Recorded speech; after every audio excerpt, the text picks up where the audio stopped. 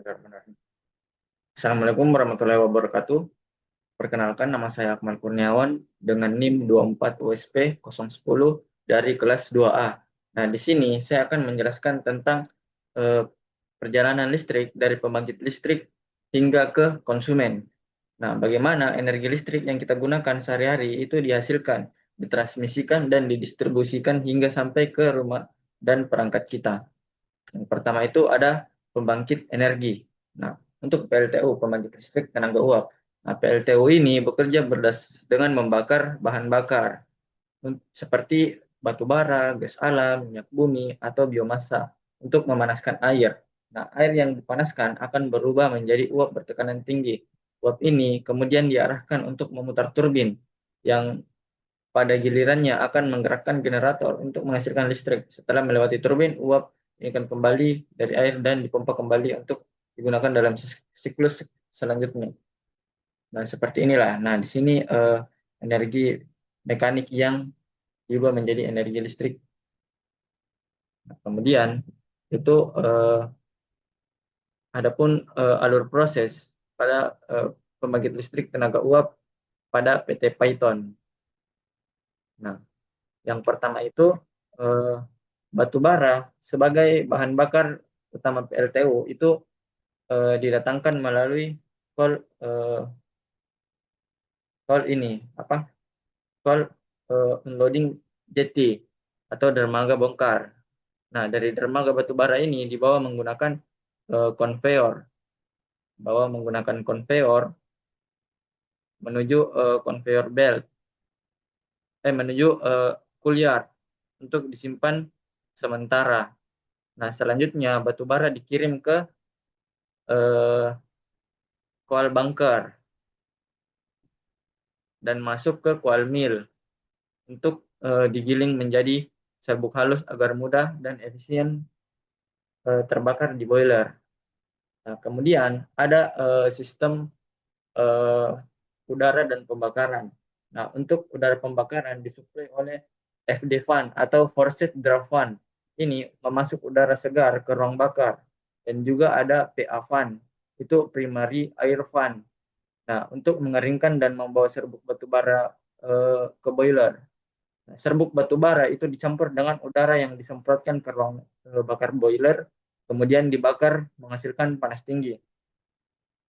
Nah, kemudian ada yang ketiga itu boiler. Nah, di sini boiler itu pembentukan uap. Nah, panas hasil pembakaran di boiler itu digunakan untuk memanaskan air di dalam pipa. Kemudian pipa boiler hingga merubah menjadi uap bertekanan dan bertemperatur tinggi. Di dalam boiler terdapat beberapa tahapan pemanasan seperti eh, economizer atau memanaskan air awal. Kemudian ada superheater untuk menaikkan temperatur uap agar lebih kering dan berenergi tinggi. Nah, gas sisa pembakaran ini dialirkan ke cerobong atau stack setelah melewati peralatan pengendali emisi. Kemudian ada turbin. Nah, turbin ini, yang ini, nah, uap panas yang bertekanan tinggi dialirkan ke turbin uap. Nah, kemudian energi uap menyebabkan sudut-sudut turbin berputar sehingga mengubah energi panas menjadi energi mekanik atau putaran. Kemudian ada generator yang terhubung pada turbin. Nah, poros turbin ini terhubung langsung dengan generator sehingga putaran turbin memutar generator yang menghasilkan energi listrik AC. Nah, kemudian ada kondensor dan pendingin. Uap bekas dari turbin itu dialirkan ke kondensor dan didinginkan kembali menggunakan air laut. Uap tersebut itu berubah menjadi air atau kondensat. Nah, air pendingin laut kemudian dikembalikan ke laut melalui pembuangan. Kemudian itu ada sistem air umpan atau feed water. Nah, air hasil kondensasi dipompa oleh CEP, Condensate Extraction Pump, dan juga BFP, Boiler Feed Pump. Nah, air ini dipanaskan kembali di heater dan economizer untuk dikirim kembali ke boiler. Proses ini membentuk siklus tertutup. Nah, kemudian ada penanganan abu.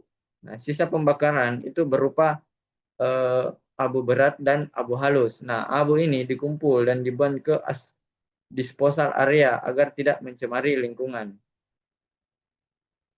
Nah, kemudian itu selanjutnya ada gardu induk.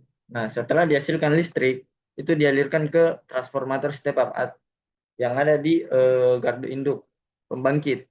Nah, transformator step up ini bekerja berdasarkan prinsip induksi elektromagnetik dengan jumlah lilitan pada sekunder lebih banyak dibandingkan sisi primer. Akibatnya, tegangan dari generator dinaikkan menjadi tegangan tinggi atau ekstra tinggi. Misalnya itu 70 kV, 150 kV, 275 kV, hingga 500 kV, sesuai dengan standar transmisi yang digunakan. Nah, gunanya untuk menaikkan tegangan ini atau step up itu mengurangi kerugian daya selama transmisi jarak jauh, kemudian memindahkan pemanasan pada kabel transmisi, dan juga yang terakhir itu untuk meningkatkan efisiensi penyaluran listrik secara keseluruhan.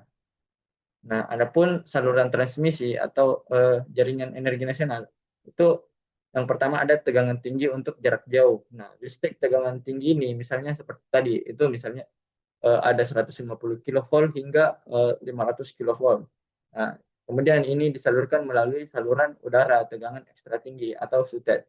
Kemudian ada jaringan interkoneksi. Nah, SUTED ini menghubungkan berbagai pembangkit listrik dan gardu induk di seluruh wilayah membentuk jaringan yang luas. Nah, contohnya ini pada satu transmisi itu terhubung dengan dua pembangkit listrik. Nah, kenapa?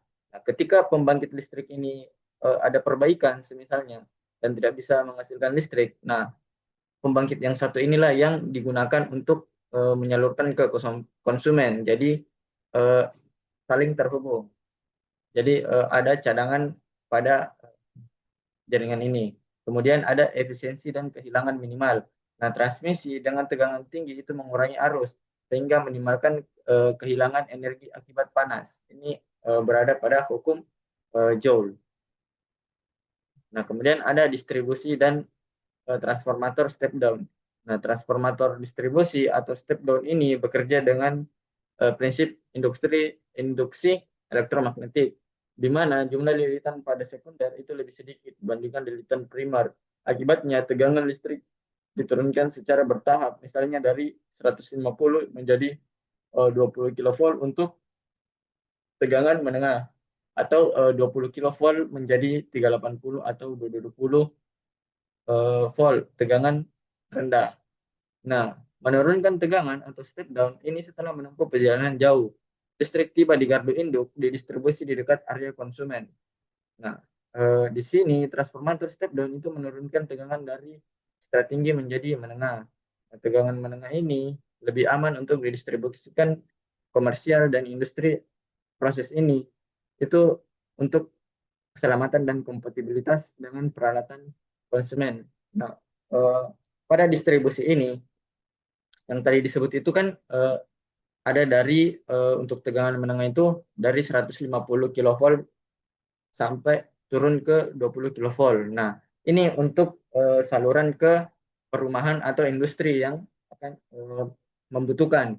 Nah, untuk ke perumahan itu 20 kV itu diturunkan lagi dengan transformator step down dari 20 kV menjadi 380 atau 220 volt. Misal nih, untuk perumahan itu dia tegangannya yang diturunkan dari 20 kV menjadi 220 volt untuk perumahan. Nah, sedangkan untuk industri biasanya itu dia membutuhkan tegangan 380 atau 3 fasa karena industri itu lebih spesifik untuk tegangan yang dibutuhkan. Kemudian distribusi ke konsumen. Nah, menyentuh setiap rumah. Yang pertama itu ada tiang listrik lokal. Dari gardu induk distribusi, listrik tegangan menengah disalurkan melalui jaringan kabel ke tiang-tiang listrik permukiman. Kemudian ada yang kedua itu transformator tiang. Nah, transformator kecil di tiang listrik menurunkan tegangan lanjut menjadi tegangan rendah. Misalnya 220 volt atau 380 volt yang sesuai untuk penggunaan rumah tangga dan bisnis. Kemudian yang ketiga itu ada SR atau sambungan rumah dari tiang kabel listrik masuk ke setiap bangunan melalui meteran listrik. Nah, listrik di rumah tangga, listrik yang masuk ke rumah itu adalah hasil akhir dari perjalanan panjang yang kompleks. Contoh, untuk penerangan, ini untuk menerangi rumah.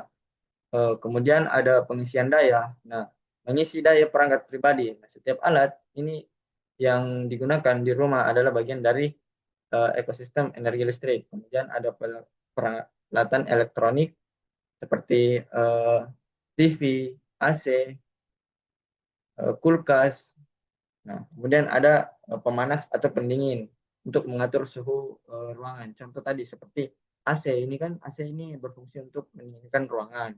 Kemudian untuk contoh pemanas, contohnya itu ada pada pemanas pada shower. Nah, untuk memahami konsumsi dan keberlanjutan, pada penggunaan listrik sektor industri itu 68%, dan penggunaan listrik rumah tangga itu 20%. Kemudian yang terakhir itu ada penggunaan listrik sektor komersial, yang di mana paling kecil, yaitu 12%. Nah, memahami alur distribusi listrik itu membantu kita menyadari pentingnya efisiensi dan beralih ke sumber energi yang lebih bersih untuk masa depan yang lebih hijau. Nah, adapun kesimpulan pada setiap langkah berharga, satu, itu integrasi kompleks dari pembangkit hingga distribusi. Seluruh proses merupakan sistem yang terintegrasi dan saling bergantung. Kemudian yang kedua itu inovasi berkelanjutan. Pengembangan teknologi terus berlanjut untuk meningkatkan efisiensi dan keamanan pasokan listrik. Kemudian yang ketiga itu peran konsumen. Sebagai konsumen, kita harus memiliki peran dalam berbagi energi yang bijak untuk menjaga keberlanjutan ini. Mungkin itu saja yang bisa saya jelaskan. Kurang lebihnya mohon dimaklumi.